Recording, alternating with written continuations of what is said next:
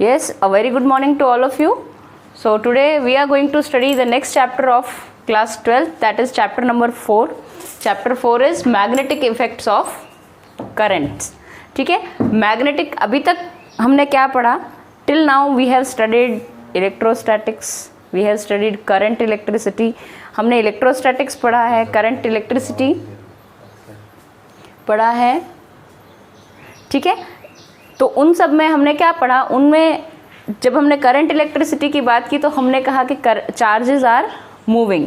ठीक है, charges move कर रहे हैं और चार्जेस अगर मूव कर रहे हैं तो ऑब्वियस सी बात है कि उनमें दो तरह के मोशन होते हैं, एक एक्सेलरेटेड मोशन और एक यूनिफॉर्म मोशन. ठीक है, इस तरह के मोशन होते हैं. हमें दोनों ही, हमने जब इलेक्ट्रोस्टैटिक्स पढ़ी उसमें हमने क्या कहा था? उसमें हमने कहा था चार्ज इज एट रेस्ट. ठीक है, चार्ज कहाँ था? चार्ज रेस्ट पे था. ठीक, अब हम जो पढ़ रहे हैं magnetic effects of current. Magnetic effects of current से क्या मतलब है? यानी अब हम किसकी बात करेंगे? Now we are talking about when charges come into motion. ठीक है, जब चार्ज मोशन में आ जाएगा उस टाइम उसके साथ कौन कौन से इफेक्ट्स रहेंगे. ठीक, तो एक फील्ड हम ऑलरेडी पढ़ के आ चुके हैं, दैट इज़ इलेक्ट्रिक फील्ड. और आपको पता है कि कहीं पर भी कोई चार्ज अगर प्रेजेंट है तो वहाँ पर एक इलेक्ट्रिक फील्ड वो अपना डेवलप करेगा. ठीक है, that means if there is any charge that means electric field will be there, no doubt in that. Okay, but if the charge is in motion, if the charge comes in motion, अगर charge को कुछ motion मिल जाए और motion मिल जाए तो of course सी बात है कि उसमें कुछ नया इफेक्ट आएगा. और वो नया इफेक्ट क्या है? उसको हम कहेंगे मैग्नेटिक इफेक्ट. ठीक है, अब ये सब कैसे डेवलप हुआ? आप लोगों ने अभी तक जो पढ़ा कि करंट जो होता है वो फ्लो ऑफ इलेक्ट्रॉन्स होता है. ठीक है, और मैग्नेटिक इफेक्ट का मतलब कि वहाँ पर भी चार्जेस मोशन में हैं और उनकी वजह से एक मैग्नेटिक फील्ड डेवलप होगा. ठीक है, तो यहाँ पर हम बात करेंगे कि चार्जेस एट रेस्ट पे थे. तो मैंने आपको ये पहले भी बताया था कि जब चार्ज रेस्ट पे होता है तो हम इलेक्ट्रोस्टैटिक्स वाली ब्रांच को पढ़ते हैं, या इस पॉइंट से हमारे पास इलेक्ट्रोस्टैटिक्स का पूरा डिटेल हमें मिलता है. ठीक है, जब चार्ज मोशन में आ जाए और मोशन में भी क्या हो जाए? Uniform motion. क्या हो जाए? Uniform motion. ठीक है, या तो यूनिफॉर्म रहे या यूनिफॉर्मली एक्सेलरेटेड मोशन हो. तो दोनों ही केसेस में मोशन में आते ही आप क्या लिखेंगे? That means charge has magnetic field also. Charge के पास मैग्नेटिक इफेक्ट्स भी आ जाते हैं. ठीक है, क्या आ जाते हैं? Magnetic effects. Okay, and when charge is in accelerated motion, कौन से मोशन में? Accelerated motion.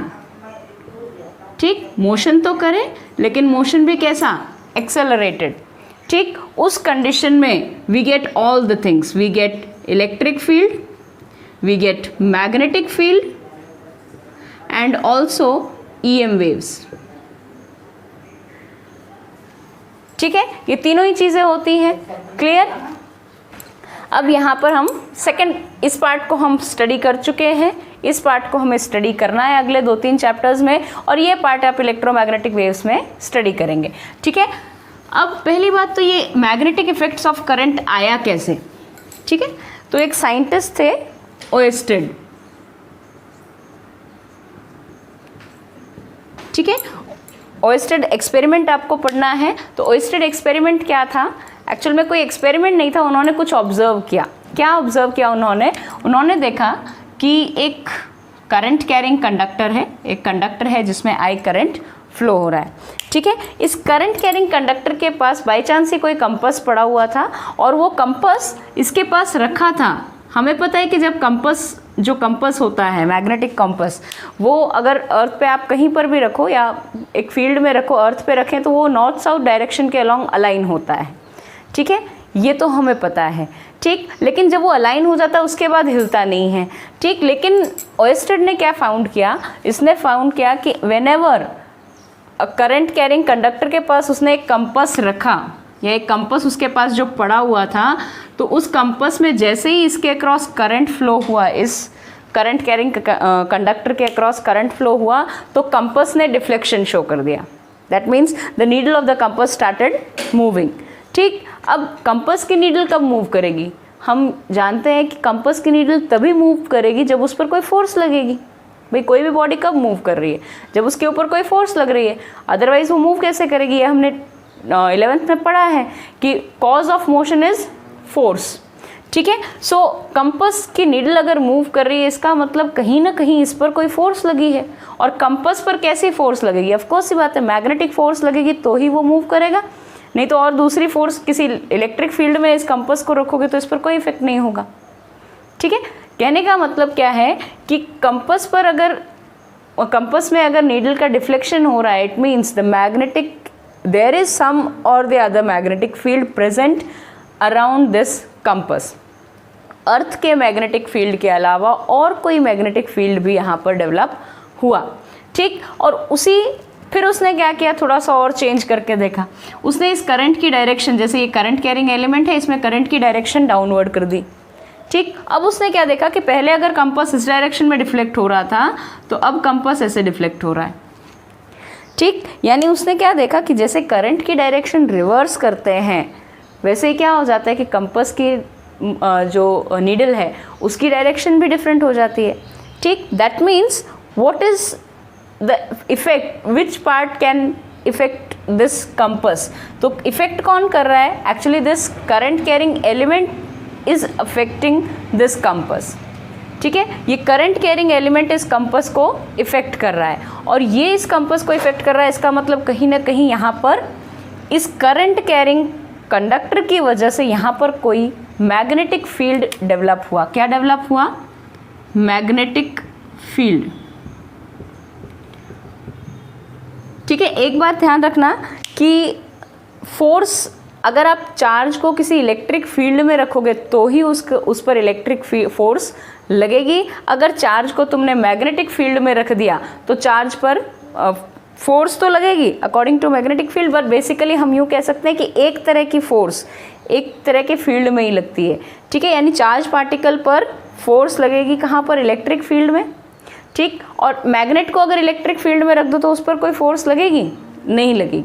क्यों? क्योंकि एक तरह की फोर्स जहाँ पर जैसा फील्ड होता है ना उसी तरह की फोर्स वहाँ लगती है और उसी एलिमेंट पर लगती है जो कि वो फील्ड डेवलप कर रहा हो। ठीक, जैसे मैग्नेट वो इलेक्ट्रिक फील्ड जनरेट नहीं कर सकता है, तो इलेक्ट्रिक फील्ड जब वो जनरेट नहीं कर सकता है तो इलेक्ट्रिक फील्ड उस पर फोर्स नहीं लगा सकता है। ठीक, तो एक तरह की फोर्स में ही आपको एक तरह के फील्ड्स जनरेट करने वाली जो बॉडीज होंगी उन्हीं में फोर्स आपको देखने को मिलेगी। ठीक है, तो ये ओएस्टेड एक्सपेरिमेंट था जिसको उसने इस तरह से देखा। ठीक है, इसका मतलब उसने क्या फाइंड आउट किया कि करंट कैरिंग जो कंडक्टर होता है उसके आसपास एक मैग्नेटिक फील्ड जनरेट होता है, जिस मैग्नेटिक फील्ड की वजह से ये कंपास की नीडल डिफ्लेक्ट हो रही है।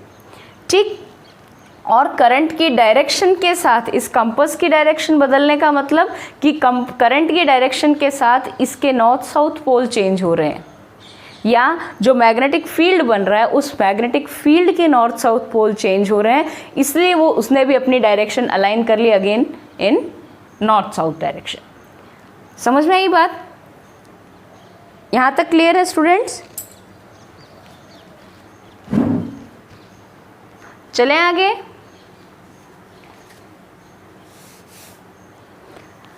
चलिए, तो ये तो था आपका ओएस्टेड एक्सपेरिमेंट, इसको जनरली मैंने एक्सप्लेन कर लिया। ठीक, आप इसको अपनी नोटबुक्स में एज अ नोट्स रखें। ठीक है, एक्सप्लेन कर लें। तो आई होप यहाँ तक आप कर लेंगे। इम्पॉर्टेंट इतना ज़्यादा नहीं है, 10th में भी आपने पढ़ा है। ठीक, अब इससे आगे चलते हैं। Next is Biot-Savart law. ये इम्पॉर्टेंट है, बायो-सावर्ट लॉ, ये इंपॉर्टेंट है। इलेक्ट्रोस्टैटिक्स में हमने पढ़ा था एक लॉ, कौन सा लॉ? Coulombs law. कौन सा लॉ पढ़ा था? Coulombs law. ठीक है, वैसा ही कुछ वहाँ पर कूलाम लॉ क्या बता रहा था कि किन्हीं दो चार्जेस पर फोर्स कितनी लगेगी, ये बता रहा था। ठीक, यहाँ पर एक्चुअल में बायो-सावर्ट लॉ ने क्या कहा या बायो सावर्ट जो साइंटिस्ट है उन्होंने क्या कहा, उन्होंने कहा कि एक करंट कैरिंग एलिमेंट क्यों बोल रही हूँ मैं हर बार, ये इसलिए है कि करंट हम पूरे वायर के कारण करंट नहीं निकाल सकते, उसके एक पार्ट के कारण निकालते हैं और फिर उसको उस छोटे से पार्ट को इंटीग्रेट करके पूरे वायर के लिए वैल्यू फाइंड आउट करते हैं। ठीक है, तो यहाँ पर इस चैप्टर में आपको ये चीज़ करंट एलिमेंट वर्ड हमेशा मिलेगा। ठीक, करंट एलिमेंट का मतलब कोई छोटा सा पार्ट करंट कैरिंग कंडक्टर का। ठीक, हालांकि ऐसा नहीं है कि हम उसको काट देंगे, लेकिन वो क्या होगा कि छोटा सा पार्ट, कोई भी पार्ट जिसको लेकर हम वैल्यू स्मॉल मैग्नेटिक फील्ड की वैल्यू डिटर्मिन करेंगे और फिर उसको इंटीग्रेट करेंगे फॉर द होल कंडक्टर। ठीक है, तो according to Biot Savart, if there is a conductor which is carrying current I, ठीक है, एक कंडक्टर है जिसमें आई करंट फ्लो हो रहा है। ठीक है, इस कंडक्टर के पास कोई पॉइंट है P, for example this is point P। Okay, this point P, और यहाँ से हमने इसका कोई करंट कैरिंग एलिमेंट ले लिया, ये मान लो छोटी सी लेंथ, ये यहाँ पर दिखने में तो आपको बड़ी दिख रही है, ठीक, but this is DL, small length of the conductor DL। इस कंडक्टर की स्मॉल लेंथ हमने ले ली, दैट इज DL। ये यहाँ वाला पार्ट देखो, दिस मच लेंथ। ठीक है, और इस लेंथ से इस P पॉइंट का जो डिस्टेंस है, this distance is suppose R। ठीक, करंट कैरिंग एलिमेंट DL से पॉइंट P का डिस्टेंस है R। इस करंट कैरिंग एलिमेंट में करंट कितना है I, DL इस करंट कैरिंग एलिमेंट की लेंथ है। ठीक, और अगर इस R की डायरेक्शन और इस DL की डायरेक्शन के बीच में अगर एंगल है थीटा, क्या है, if angle is theta, okay, then Biot Savart found that, अब इसको बायोट मत बोलना बेटा, यहाँ T साइलेंट है। ठीक है, बहुत जगह सुना होगा तुमने Biot Savart law, it is not Biot Savart law, it is Biot Savart law, T is silent. Okay, so according to Biot Savart, the small electric field dB, sorry I must say small magnetic field dB, ठीक है, small magnetic field dB at any point P which is at a distance R from a small current carrying element DL making angle theta with the direction of DL, then dB is directly proportional to the current in the current carrying element। Okay, small, अब obvious सी बात है कि यहाँ पर small current carrying element लिया है तो इस छोटे से एलिमेंट के कारण यहाँ पर छोटा सा फील्ड बनेगा, उसी को हम क्या कह रहे हैं, डीबी। तो ये ध्यान रखना कि मैग्नेटिक फील्ड को हम डिनोट करते हैं बाय बी, और ऑफ कोर्स सी बात है ये भी एक वेक्टर क्वांटिटी होगी इलेक्ट्रिक फील्ड के जैसे ही। ठीक है, सो मैग्नेटिक फील्ड को हम किससे डिनोट करते हैं, बाय बी। वेक्टर क्यों लगा रही हूँ, because it is a vector quantity. ठीक, so small current carrying element DL की वजह से P पॉइंट पर जो स्मॉल मैग्नेटिक फील्ड जनरेट हुआ वो प्रोपोर्शनल होता है जो करंट उसके अक्रॉस फ्लो हो रहा है उससे। dB is directly proportional to small current carrying element length DL। ठीक है, it is also proportional to inverse of square of distance between these two DL element और P point के बीच के distance के भी इन्वर्स स्क्वायर के directly proportional है। ठीक, और हम यूँ भी कह सकते हैं कि dB is also proportional to sin of theta। जो एंगल DL और R के बीच में बन रहा है उस एंगल के साइन के भी प्रोपोर्शनल होता है। ठीक, अब तुम कहोगे मैडम DL तो लेंथ है उसकी डायरेक्शन, और ये R तो आपको पता है डिस्टेंस है, उसकी तो डायरेक्शन आप ले सकते हैं, लेकिन DL तो डायरेक्शन ऑफ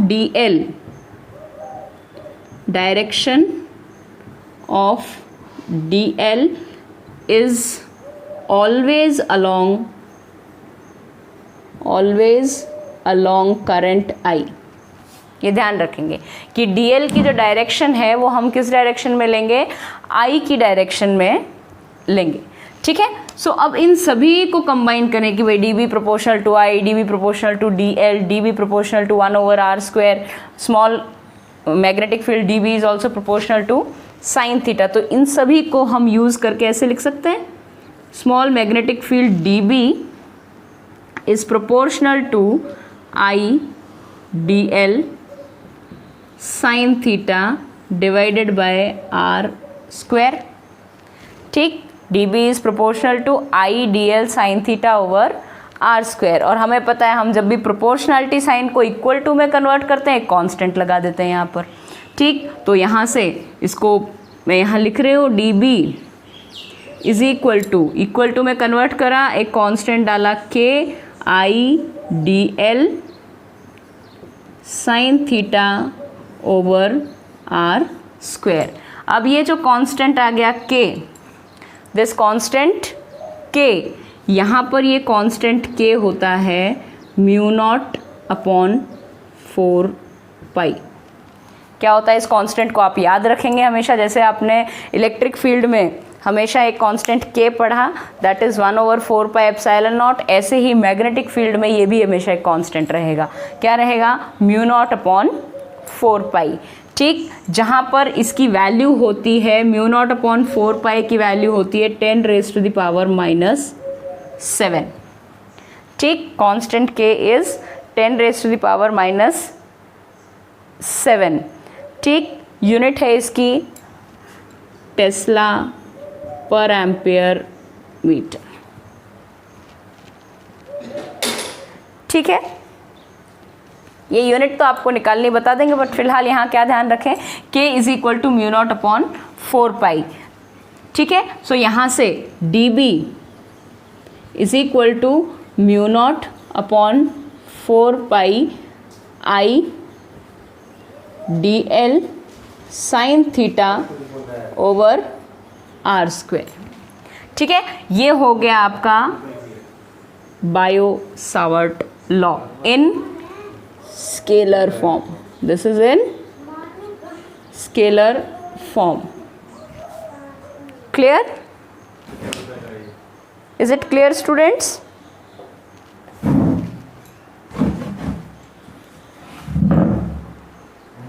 हाँ भाई बोलो। ओके, चलें आगे। Take a screenshot. यहाँ तक आपको समझ में आ गया होगा आई होप। ये पूछ लेते हैं और हमें यही फॉर्मूला मोस्टली यूज़ करना है। कौन सा formula? dB is equal to μ0/4π I dl sine theta over r square. और इसी को कहते हैं scalar form of Biot Savart law. Clear?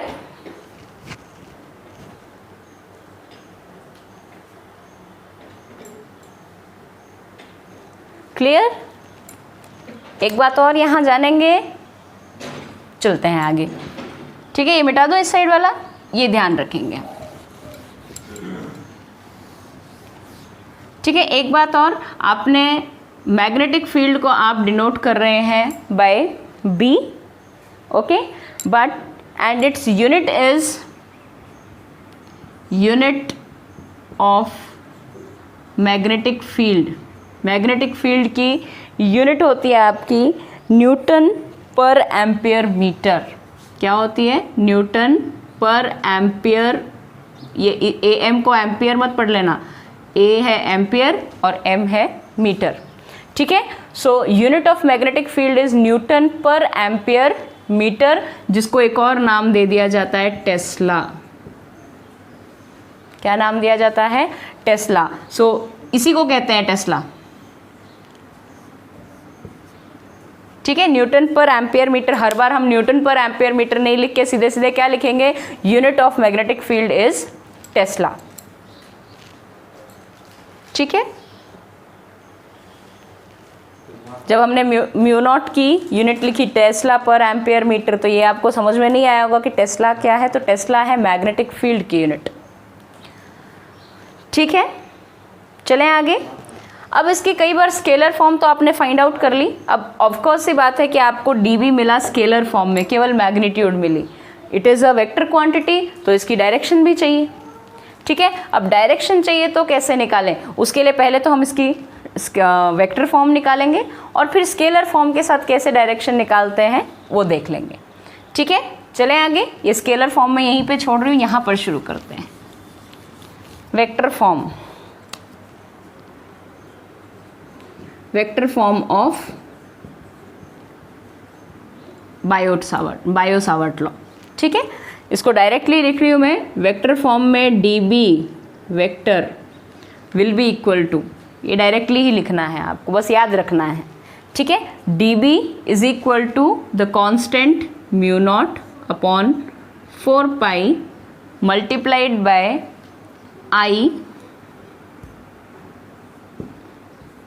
dl cross r vector divided by r cube. ये है आपकी वेक्टर फॉर्म।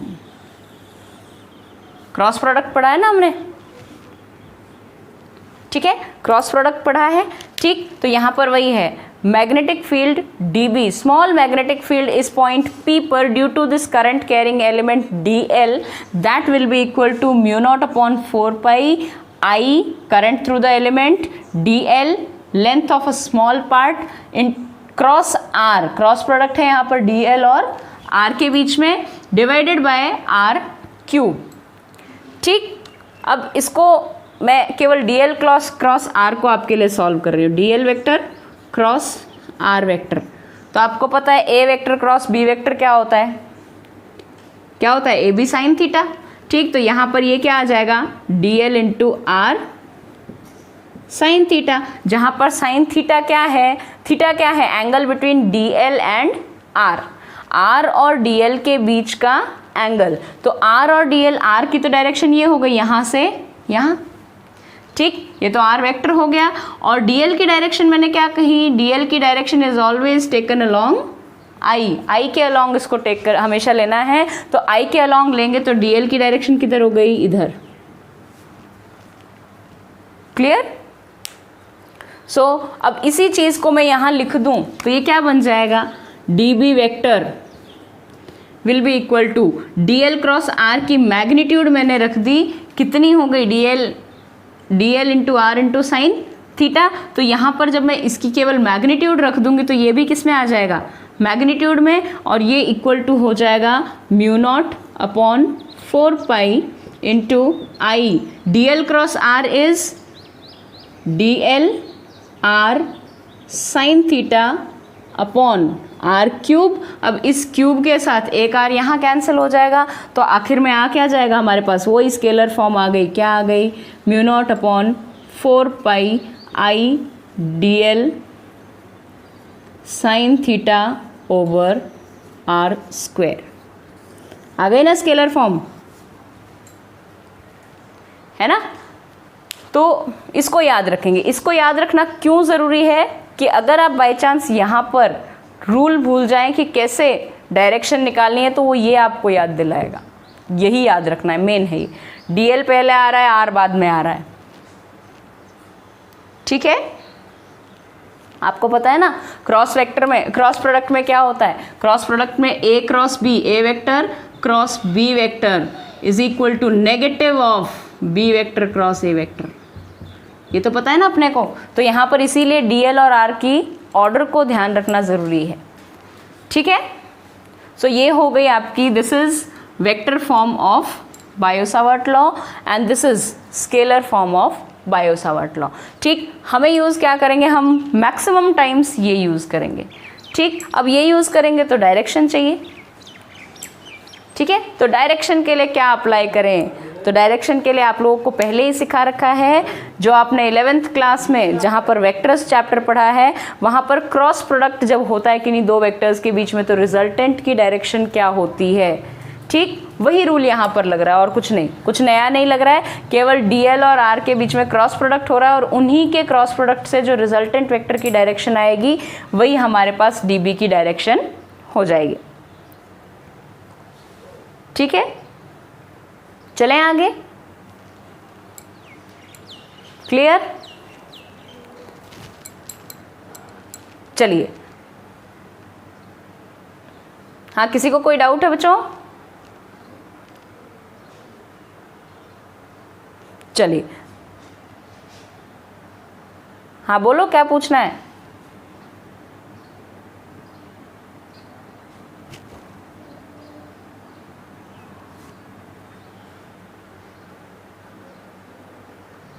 हाँ बिल्कुल सही बात है। यहाँ पर एक्चुअल में हमने किया क्या है कि यहाँ पर जब मैं डीबी वेक्टर लिखती, अच्छा देखो चलो वेरी गुड प्राची, एक और बात यहीं पे कर लेते हैं। देखो डीबी हमने क्या निकाला, डीबी मैग्नीट्यूड निकाली और mu naught upon 4 pi I D L sine theta divided by R square है।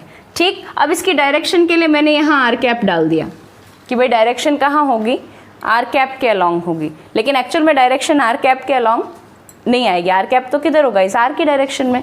ठीक, तो इसकी जगह मैं लिखूं एन कैप। ठीक, तो वो जो एन कैप है वो यहाँ पर किसके टर्म्स में आ रहा है, आर वेक्टर और आर क्यूब के टर्म्स में। हालांकि हम सीधे सीधे लिख देंगे तो यहाँ पर हम क्या करेंगे, R cap upon R cap की जगह क्या लिखेंगे, R vector over magnitude of R, लेकिन फिर वहाँ से ये क्रॉस प्रोडक्ट नहीं आएगा। यहाँ पर डी एल और आर कैप के बीच में साइन थीटा को हटाओगे तो क्रॉस प्रोडक्ट आ जाएगा। ठीक, इसको और अच्छे से समझ लेंगे, अभी आगे और बात आ रही है, इसको एक बार डायरेक्शन समझाऊंगी तो आपको क्लियर हो जाएगा यहाँ पर। ठीक है,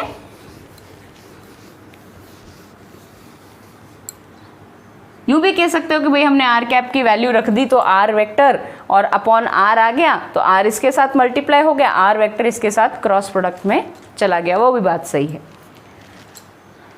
ठीक है,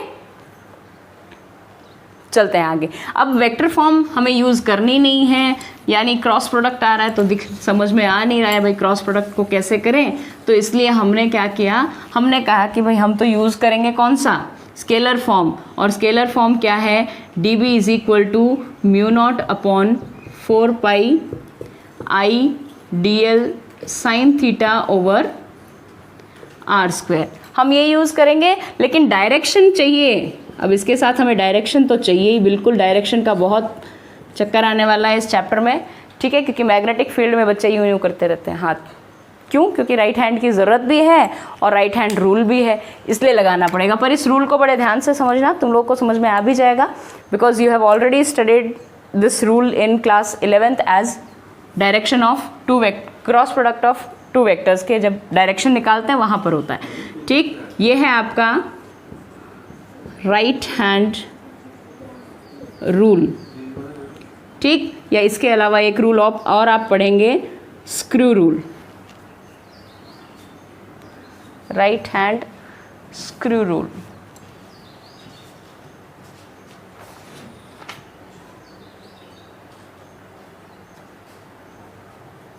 ठीक है, ये राइट हैंड थंब रूल लिखो इसको,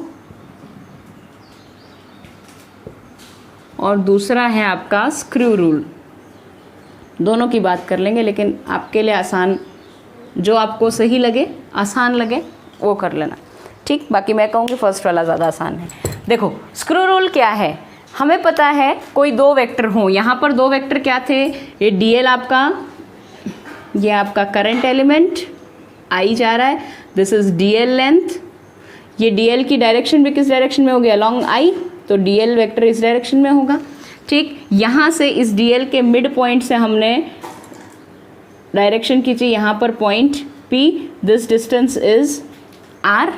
ठीक, this angle is theta, clear. और यहाँ पर अब सुनो, दो वेक्टर कौन कौन है, एक तो आर वेक्टर और दूसरा है आपका डी एल वेक्टर। ठीक, क्या है, एक है आर वेक्टर उस पॉइंट से पी पॉइंट की तरफ, this is R vector, and this is D L vector. ये हो गया आपका डी एल वेक्टर। दोनों के बीच में एंगल है आपका थीटा, जिसको जब आप मैग्नीट्यूड लिख रहे हैं तो D L sine theta, D L cross R को आप क्या लिख रहे हैं, डी एल साइन थीटा। ठीक है, अब देखो यहाँ पर इस जगह पर जब आप स्क्रू रूल लगाएंगे, स्क्रू रूल का मतलब क्या है कि जो स्क्रू है, आपने देखे होंगे स्क्रू को जब हम टाइट करते हैं तो वो कहाँ जाता है, अंदर जाता है।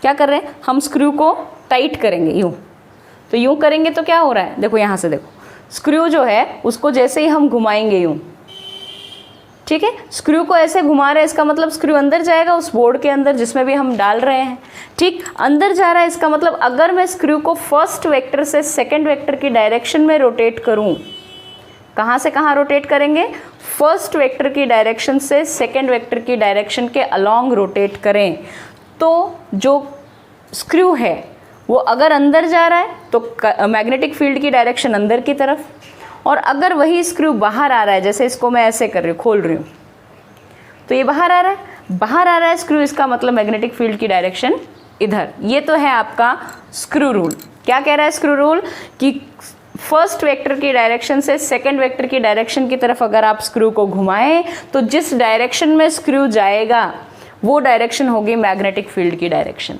ठीक। या यूँ मान लीजिए कि यहाँ पर ये इस पॉइंट पर फर्स्ट वेक्टर क्या है, dl, सेकेंड वेक्टर क्या है, r, क्योंकि हमने क्या लिखा था वेक्टर फॉर्म में, dl क्रॉस r, ये ध्यान रखना है बच्चों, बहुत ज़रूरी है। r क्रॉस dl कर दोगे तो डायरेक्शन हमेशा उल्टी आएगी, ठीक। तो dl क्रॉस r, तो dl और dl से r की तरफ घुमाओगे तो स्क्रू कहाँ जाएगा, अंदर, ठीक। यूँ घुमाते हैं, जब उसको क्या करते हैं, स्क्रू ड्राइवर को ऐसे घुमाते हैं तो स्क्रू कहाँ जाता है, अंदर, और अंदर जाएगा तो यानी यहाँ पर जो मैग्नेटिक फील्ड की डायरेक्शन होगी वो होगी क्रॉस टाइप। अब क्रॉस का क्या मतलब है, क्रॉस का मतलब है इनवर्ड्स, इनवर्ड्स यानी आपके कॉपी के पेज के अंदर घुसा दो, या मैं यूँ कह दूँ कि बोर्ड के अंदर, यूँ, it is like this, direction of magnetic field is like this. समझ में आ रही बात, ठीक। बिना इसके आप क्वेश्चंस नहीं कर पाएंगे बेटा, ठीक। तो यहाँ पर ये दो आपको सुनने को ज़रूर मिलेंगे। अब अगर मैं डायरेक्शन एक की भी ऑपोजिट कर दूँ, ठीक, ये बात समझ में आई, नहीं आई, dl से r की तरफ जब हम वेक्टर को घुमाएंगे तो उस कंडीशन में क्या होगा, हमारा स्क्रू अंदर की तरफ जाएगा और अंदर की तरफ से जाएगा, यानी क्रॉस टाइप मैग्नेटिक फील्ड होगा, यानी दूर की तरफ जा रहा है, इनवर्ड्स जा रहा है मैग्नेटिक फील्ड। यहाँ पर क्रॉस टाइप होगा db, मैग्नेटिक फील्ड db, ठीक। अब इनमें से मैं क्या कर दूं, उल्टा कर देते हैं, किसको उल्टा कर देते हैं, मान लो dl को उल्टा कर दिया, करंट की डायरेक्शन ऑपोजिट कर दी, करंट की डायरेक्शन ऑपोजिट कर दी तो अब करंट इधर जाने लग गया, तो यही dl एलिमेंट अब इसकी डायरेक्शन कहाँ से कहाँ होगी, यहाँ से यहाँ, ठीक। तो ये हो गया आपका dl, ये हो गया आपका r वेक्टर, तो यहाँ से यहाँ dl क्या करें, dl से क्या करें, dl से r की तरफ घुमाएं, यूँ घूमेगा, यूँ घूमेगा तो अब स्क्रू कहाँ आएगा भाई, यूँ करते हैं तो स्क्रू बाहर आता है, ठीक है। तो इस कंडीशन में यहाँ पर डायरेक्शन क्या हो जाएगी, यहाँ पर मैग्नेटिक फील्ड की डायरेक्शन इस पॉइंट पर क्या हो जाएगी, डॉट टाइप, इसको बोलते हैं डॉट टाइप। डॉट टाइप यानी प्लेन से आउटवर्ड डायरेक्शन, ठीक। डॉट टाइप का क्या मतलब है, प्लेन से आउटवर्ड डायरेक्शन में, ठीक। इजीली समझना चाहो तो देखो, आप ट्रेन तो सभी ने देखी होगी आई होप, ठीक है, सबने ट्रेन देखी है ना, तो ट्रेन के पीछे लास्ट जो डिब्बा होता है उस पर क्या लिखा होता है, क्रॉस, क्या लिखा होता है, बड़ा सारा क्रॉस बना होता है, और क्रॉस जब भी आपको दिखता है तो वो कहाँ जा रही होती है, ट्रेन आपसे दूर, कहाँ जा रही होती है, आपसे दूर, यानी क्रॉस टाइप मैग्नेटिक फील्ड का मतलब है वो फील्ड आपसे दूर जा रहा होगा, ठीक। अगर आप यहाँ से देख रहे हैं तो फील्ड आपसे दूर उस तरफ जा रहा होगा, आपके फेस के डायरेक्शन में, नाक की सीध में, सामने, ठीक। और डॉट टाइप है यानी जो आपकी ट्रेन है उसकी हेडलाइट को डॉट मान लो, तो जब हेडलाइट दिखती है तो ट्रेन किधर आती है, आपकी साइड, यानी जब डॉट टाइप होगा तो ये फील्ड आपकी तरफ आ रहा होगा और क्रॉस टाइप होगा तो वो अंदर की तरफ जा रहा होगा, ध्यान रहेगी बात। यानी cross type field means it will go away from you, that means it will penetrate inside this board, अंदर की तरफ यूं जा रहा होगा, ठीक। और डॉट टाइप की बात करें तो डॉट टाइप क्या होगा, इधर जाएगा, आपकी तरफ आएगा, क्योंकि जब ट्रेन की हेडलाइट दिखती है तो वो आपकी तरफ आ रही होती है, और जब आपको क्रॉस दिख रहा होता है उस टाइम वो आपसे दूर जा रही होती है। इतनी बात आप ध्यान रखेंगे, ठीक है? क्लियर? ये बात ध्यान हो गई। अब हम हमारे रूल की बात करते हैं जो कि आपने पिछले साल पढ़ा है, that is right hand thumb rule. ठीक, कौन से रूल की बात करें? Right hand thumb rule. Screw rule समझ में आया? बहुत अच्छी बात। नहीं समझ में आया तो राइट हैंड थंब रूल समझ लो, हर जगह काम आ जाएगा। ठीक है, स्क्रू को घुमाने में कन्फ्यूजन होगा लेकिन इसमें कन्फ्यूजन नहीं होगा। ठीक है, चलें आगे। चलिए, तो स्क्रू रूल आप लोग आपकी टेक्स्ट बुक्स में से देख के लिख लेना। ठीक है, अब हम बात कर रहे हैं right hand thumb rule. Right hand thumb rule क्या है? तो राइट हैंड थंब रूल कहता है कि ये करंट कैरिंग एलिमेंट है आई। क्या है? Current carrying element I.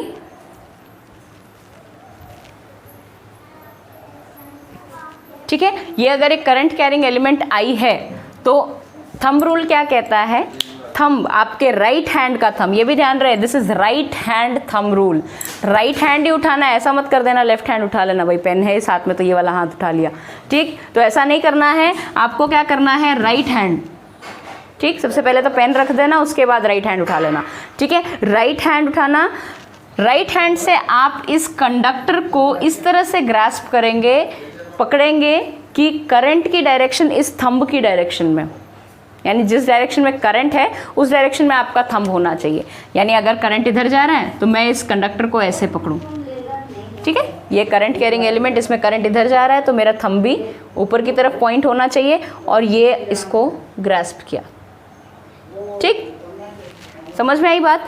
जब हम किसी करंट कैरिंग कंडक्टर को अपने राइट हैंड से इस तरह से ग्रास्प करेंगे कि करंट की डायरेक्शन में हमारा थंब पॉइंट करे, तो उस पॉइंट पर, जिस पॉइंट पर आपको मैग्नेटिक फील्ड निकालना है, उस पॉइंट पर आपकी फिंगर्स जिस डायरेक्शन में उसको धकेलेंगी, मूव कराएंगी, वो डायरेक्शन क्या हो जाएगी? आपकी मैग्नेटिक फील्ड की डायरेक्शन। ठीक, वो किसकी डायरेक्शन हो जाएगी? आपकी मैग्नेटिक फील्ड की डायरेक्शन। वापस समझते हैं, जैसे पॉइंट P इधर है, ठीक, करंट की डायरेक्शन ये। ठीक, तो अब यहाँ पर इस करंट कैरिंग एलिमेंट को कैसे पकड़े हम? भाई थंब हमारा किस डायरेक्शन में होना चाहिए? करंट की डायरेक्शन में पकड़ेंगे तो क्या होगा? इस P पॉइंट पर हमारा हाथ कैसे लगेगा? पकड़ेंगे तो इस P पॉइंट को अंदर की तरफ धकेलेगा। ठीक, हम पुश किधर करेंगे इस P पॉइंट को? We will push this P point inside the board. ठीक, इसका मतलब P पॉइंट पर अंदर की तरफ जा रहा है, यानी ट्रेन दूर जा रही है। भाई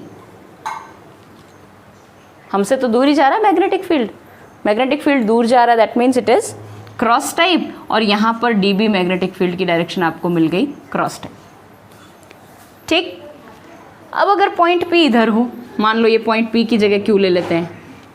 ठीक है, पॉइंट P किधर है? इधर है। ठीक, तो अब ये तुमको दिखने में तो 2D में दिख रहा है, तो मैडम इसको P पॉइंट इधर कैसे उठा लें? तो हाथ को तो वैसे ही रखना है, थंब को किस डायरेक्शन में पॉइंट करेंगे आप? आई की डायरेक्शन में। अब इसको पकड़ा तो यहाँ से ऐसे, पीछे से ऐसे, इस पॉइंट पर आया तो क्या हुआ? Q पॉइंट को कहाँ धकेलेगा? आउटवर्ड। ऐसे पकड़ा, जैसे ये पॉइंट है, पॉइंट इधर था तो यहाँ से पकड़ा, वो अंदर की तरफ जा रहा था, लेकिन अब पॉइंट इधर आ गया है। कहाँ पर? इस पॉइंट पर। तो अब यहाँ से तो ऐसे लाओगे, लेकिन इस पॉइंट पर क्या होगा? Q पॉइंट पर उस पॉइंट को इस तरह से धकेलेगा, ऐसे आउटवर्ड्स। यानी यहाँ पर कैसा मैग्नेटिक फील्ड होगा? डॉट टाइप, यानी यहाँ पर magnetic field dB is dot type. समझ में आई ये बात? ठीक, किस तरह से हम कह रहे हैं राइट हैंड थंब रूल कैसे लगा रहे हैं? Grasp the conductor in such a way that your thumb points in the direction of the current, and the direction in which you curl the fingers, in that direction your magnetic field be present, यानी उस direction में आपका magnetic field होगा। इसका मतलब अगर सीधा सीधा कंडक्टर है तो उसके चारों तरफ हम पकड़ेंगे तो भाई हमारी उंगलियां तो गोल गोल घूमेंगी, यानी इसके चारों तरफ यूं इस तरह से। तो अगर कंडक्टर आपका कैसा है, स्ट्रेट कंडक्टर है, तो उसके चारों तरफ इस तरह से, इस डायरेक्शन में मैग्नेटिक फील्ड बनेगा dB। अब वो अलग बात है कि भाई आर के ऊपर डिपेंड कर रहा है magnetic field, dB is inversely proportional to 1/r²। इसका मतलब r की वैल्यू, ये P पॉइंट यहाँ होगा तो dB बहुत ज़्यादा होगा, यहाँ होगा। जैसे जैसे आपका r बढ़ता जाएगा, dB की वैल्यू क्या होती जाएगी, डिक्रीज होती चली जाएगी। क्लियर? आई होप यहाँ तक आप लोगों को क्लियर हो गया होगा। इसको लिख लें, राइट हैंड थंब रूल को मेरे अकॉर्डिंग लिख लें। ठीक है, यहाँ तक क्लियर है? किसी को कोई डाउट है इसमें? आज केवल आपको डायरेक्शन नहीं बता रही हूँ मैं, ठीक है। इसके क्वेश्चंस आप प्रैक्टिस करेंगे तो आपको और समझ में आएगा। ठीक है, क्वेश्चंस भी मैं आपको 1-2 और करा देती हूँ अभी। चलें आगे। चलिए, तो राइट हैंड थंब रूल लिखिए। ठीक है, right hand thumb rule is if we grasp the conductor, if we grasp the conductor, if we grasp the conductor in the palm of right hand, in the palm यानी हथेली, palm of right hand, such that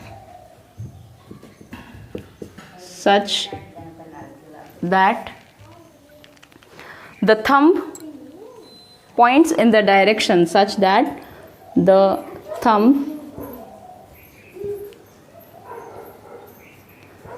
points in the direction of current, in the direction of current, then the curled fingers,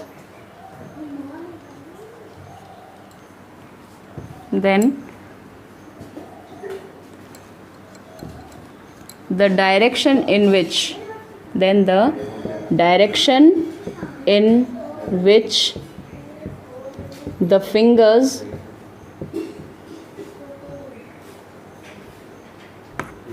curl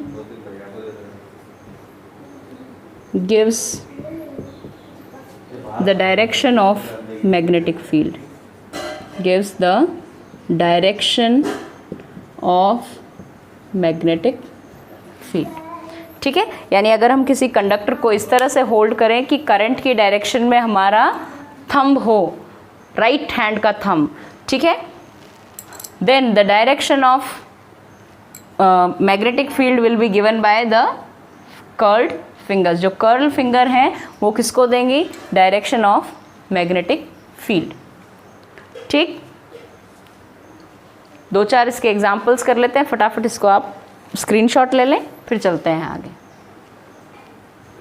ठीक है, आज आपको सिर्फ यही करा रही हूँ ताकि आपको डायरेक्शन की बारे में समझ में आ जाए, उसके बाद आगे की बात करेंगे, कल इससे आगे की पार्ट पढ़ेंगे। ठीक है, चलें आगे। चलिए, तो अब कुछ एक एग्जांपल्स करते हैं जिसमें कि हम डायरेक्शन ऑफ करंट आपको दे रखी होगी और आपको फाइंड आउट करनी है direction of magnetic field. Okay, so first part ये है आपकी करंट की direction and the point P is here. ठीक, दिस इज सेकेंड क्वेश्चन।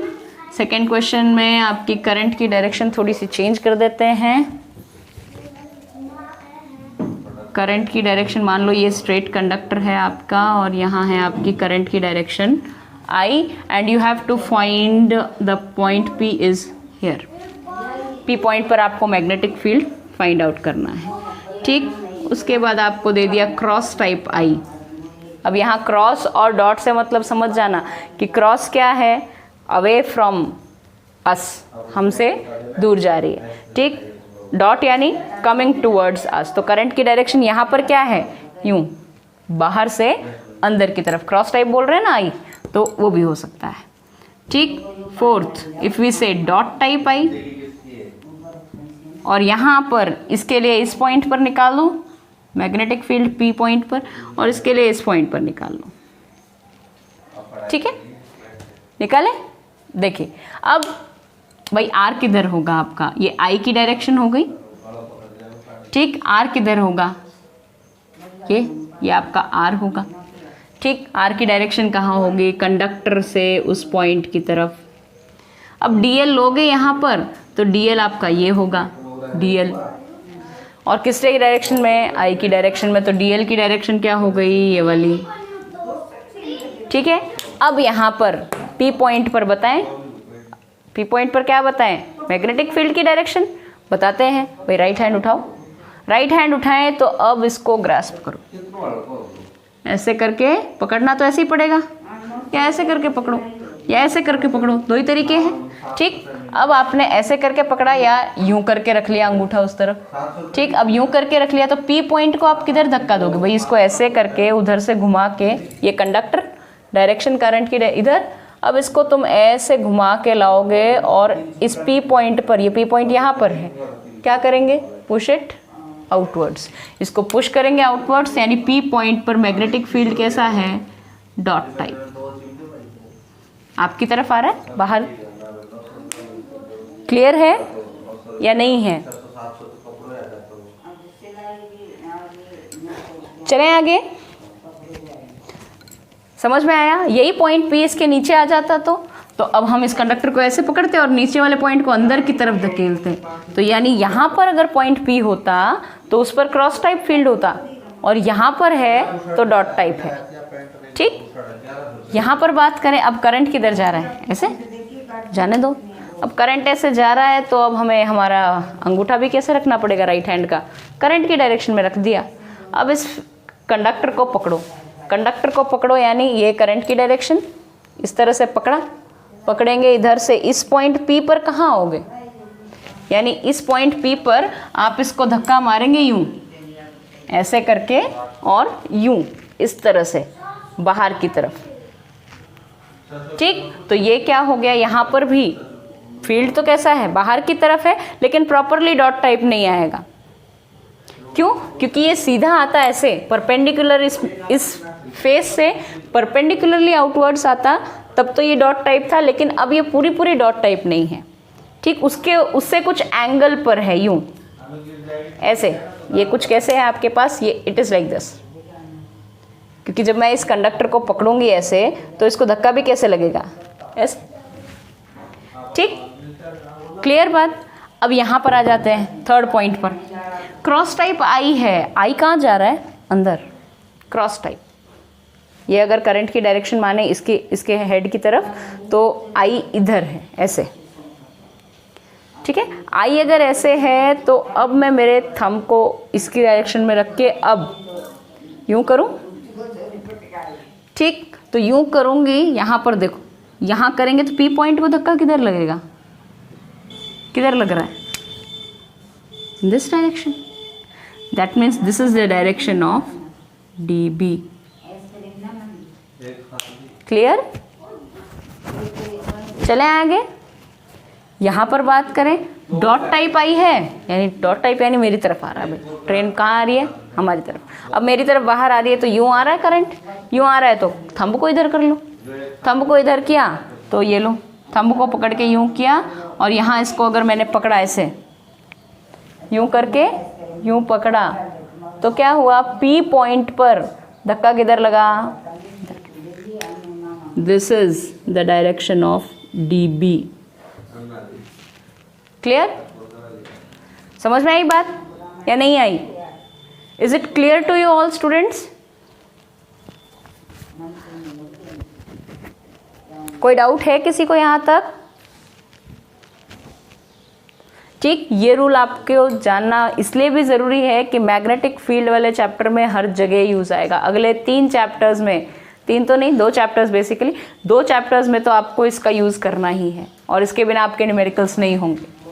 ठीक, जैसे इलेक्ट्रिक फील्ड की डायरेक्शन निकालते थे तो इलेक्ट्रिक फील्ड की डायरेक्शन के लिए भाई ये एक वेक्टर ये दूसरा वेक्टर तो रिजल्टेंट इधर, ऐसे ही यहाँ पर क्रॉस प्रोडक्ट होगा और क्रॉस प्रोडक्ट में dB की डायरेक्शन आप किसके अकॉर्डिंग निकालेंगे, dl cross r, dl cross r, या dl की जगह से r तो ये परपेंडिकुलर डायरेक्शन और यूँ कह लीजिए कि dl क्या हो जाएगी, करंट की डायरेक्शन, तो उसके अकॉर्डिंग यह आएगा। ठीक है, और आपको पता है कि अगर क्रॉस प्रोडक्ट हो ए वेक्टर और बी वेक्टर के बीच में क्रॉस प्रोडक्ट हो और अगर आपको ये सी वेक्टर के इक्वल मिल रहा है तो ए वेक्टर बी वेक्टर के परपेंडिकुलर है और बी वेक्टर सी वेक्टर के परपेंडिकुलर है, यानी तीनों आपस में कैसे होंगे, ऐसे एक इधर होगा एक इधर होगा एक इधर होगा, यानी तीनों के तीनों आपस में क्या मिलेंगे आपको, परपेंडिकुलर। ठीक है, कुछ एंगल होगा तो भी उसको हम परपेंडिकुलर के डायरेक्शन में ही यूज़ करेंगे। क्लियर स्टूडेंट्स, यहाँ तक किसी को कोई डाउट है तो आप पूछ लें।